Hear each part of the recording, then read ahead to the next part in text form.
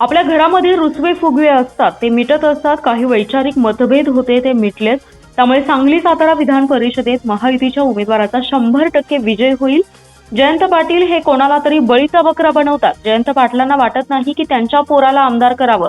जर ही निवडणूक त्यांना जिंकू असं वाटत होतं तर त्यांच्या मुलाला उमेदवारी का दिली नाही? त्यांना माहीत होतं की त्यांच्या जवळची लोक फुटणार आहेत, म्हणून जयंत पाटील यांनी बैठक आणि गाठीभेटीचं नाटक केलं असल्याचा टोला आमदार गोपीचंद पडळकर यांनी लगावलाय.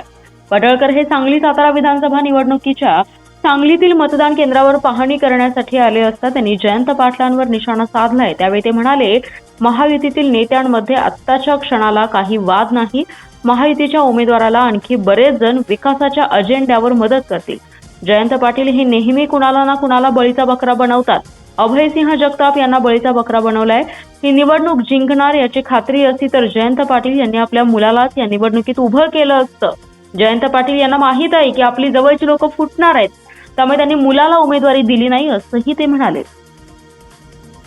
विधान परिषद निवडणुकीच्या संदर्भात आलेले मतदान पार पडत आहे, आपल्याला काय वाटतं? स्थानिक स्वराज्य संस्था सातारा सांगली विधान परिषदेच्या निवडणुकीचं मतदान प्रक्रिया आज पार पडते आहे आणि हे मतदान करण्यासाठी भारतीय जनता पार्टीचे जिल्हा परिषद सदस्य आज जुना राजवाडा, जे जुनं कलेक्टर ऑफिस होतं तिथं जे मतदान केंद्र आहे तिथं सगळे पोचलेले आहेत आणि या निवडणुकीमध्ये महायुती एक संधपणे माननीय मुख्यमंत्री देवाभाऊ आणि दोन्ही उपमुख्यमंत्री यांच्या नेतृत्वामध्ये लढती आहे. अत्यंत ताकदीनं महायुती धैर्यशील दादा कदम हे जे उमेदवार आहेत यांच्या पाठीशी ठामपणे उभी आहे. माननीय चंद्रकांत दादा, माननीय जयकुमार गोरे भाऊ, माननीय शिवेंद्र बाबा महाराज, माननीय मकरंद भाऊ आणि शिवसेनेचे मंत्री हे सगळे आणि इथले सगळे प्रतिनिधी दोन्ही जिल्ह्यातले ताकदीनं उमेदवाराच्या पाठीशी उभे आहेत. त्यामुळं खूप चांगल्या फरकानं आमचे उमेदवार निवडून येतील अशी परिस्थिती निर्माण झाली आहे. जिल्हा परिषदेच्या सातारा असो किंवा यामध्ये महायुतीमध्ये बरेच रुसवे फुगले, या इलेक्शनच्या निमित्तानं सगळे रुसवे घरामध्ये रुसवे फुगे असतात, हे जिवंतपणाचं लक्षण आहे. वैचारिक वाद विवाद असणं आणि तो एका क्षणाला आल्याच्या नंतर मिटणं हे चांगलं लक्षण आहे.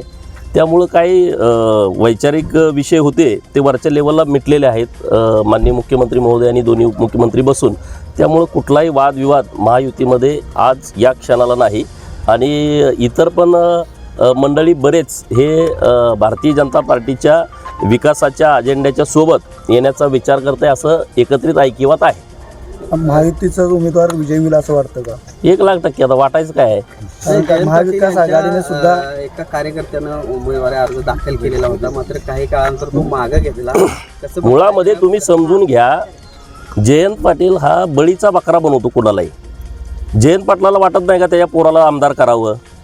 जर ही निवडणूक जिंकणार असतील मग पोरालाच दिला असताना त्याने दुसऱ्याला कशाला देईल? त्या बिचाऱ्याला बळीचा बकरा बनवलाय जगतापांना. तुम्ही स्वतः घरातच द्यायची ना उमेदवारी, त्याला लॉन्च करायचं आहे आणि आता 29पर्यंत दुसरी कुठली निवडणूक नाही. परंतु त्याला माहीत आहे की त्यांच्या जवळची पण लोक फुटणार आहेत, त्यामुळं ते ह्या भानगडीत पडत नाही. परंतु वातावरण निर्माण करण्यासाठी त्यांना ॲक्टिंग करावी लागते. ह्याला जाऊन भेटलं, काहीतरी पुडी सोडायची, काहीतरी पुचकं बोलायचं, वादविवाद निर्माण होईल असं नारादासारखी भूमिका मांडायची. हे त्यांनी गेल्या 8 दिवसामध्ये केलं. पण भाजप पूर्णपणे आणि महायुती माननीय मुख्यमंत्री महोदयांच्या सोबत आहे. हे तुम्हाला आता 22 तारखेला निकालातून कळेल. ते ठाकरे साहेबांचं एक मतदान सांगलीमध्ये आहे, एक मतदान आपल्या साताऱ्यामध्ये आहे. म्हणजे त्या कालच्या घडामोडीचा ह्या निवडणुकीमध्ये परिणाम होण्याचं काहीच शक्यता नाही. कारण हे मतदार आहेत, हे लीडर आहेत, हे नेते आहेत.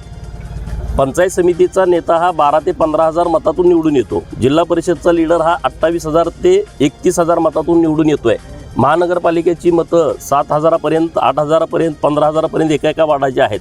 नगरपालिकेमध्ये 2-2, 3-3 हजार एका वार्डात मतं आहेत. हे लीडर लोक आहेत. सामान्य मतदारांची निवडणूक वेगळी, हे नेते मंडळी सगळे आहेत आणि ह्यांची निवडणूक आहे. त्यामुळे हे सगळे विचाराला बांधील आहेत, पार्टीशी बांधील आहेत आणि विकासाच्या अजेंड्यावरती हे मतदारसंघातही काम करतायत. त्यामुळे इकडं असं काय परिणाम होण्याची यतकिंचितही शक्यता नाही. राष्ट्रीय जे शिवसेनेचे 6 खासदार फुटले, त्यानंतर चाली सुरू झालेले आहेत, बैठका वगैरे त्यांनी असं ते बघा, मी काय एवढ्या वरच्या पातळीवरचा लीडर नाही, मी भाजपचा कार्यकर्ता आहे. त्यामुळे आता मी पण तुमच्या टी व्हीवरतीच बघतोय काय काय चाललंय, कोण कुठं गेलंय, कसं चाललंय. त्यामुळे ह्याच्यावरती मत व्यक्त करणं तो काय माझा राईट नाही. नाही, पण त्यांच्या त्या म्हणजे शिवसेनेचे जे खासदार फुटले किंवा वेगळा गट स्थापन झाला, त्याचा धसका राष्ट्रवादी शरद पवार पक्षाने घेतल्याचं दिसतंय. त्यांना तर कोणाला विचारावं पाहिजे काय नेमका दसका घेतला का त्यांनी. चलो.